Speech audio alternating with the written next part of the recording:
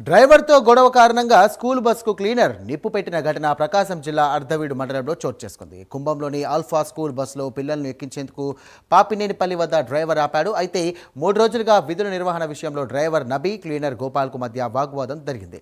ఈ క్రమంలో ఆగి ఉన్నటువంటి బస్సుపై క్లీనర్ పెట్రోల్ పోసి నిప్పంటించాడు. ఈ ప్రమాదంలో డ్రైవర్కు గాయాలు కాగా ఆసుపత్రికి తరలించారు. మంటల్లో బస్సు పూర్తిగా కాలిపోయి దగ్ధమైంది.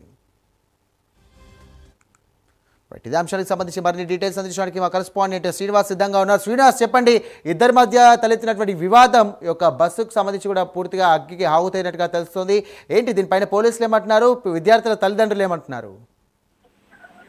ఈ స్కూల్ బస్సుకు సంబంధించి ఈ దుర్ఘటన జరగటం అనేది చెప్పుకోదగిన విషయం. స్కూలు నిన్న ఈవినింగ్ అర్ధవీడు మండలం పాపినేనిపల్లి వద్ద బస్సు మరమ్మతులు చేసుకుంటున్న నదిపై ఒక్కసారిగా క్లీనర్ గోపాల్ పెట్రోల్ తో దాడి చేసి వెంటనే నిప్పంటేయడం జరిగింది. అక్కడ వెంటనే నదికి గాయాలు కావడంతో అర్ధవీడు ప్రభుత్వ ఆసుపత్రికి తరలించారు. బస్సు మాత్రం పూర్తిగా దగ్ధం అవడం జరిగింది.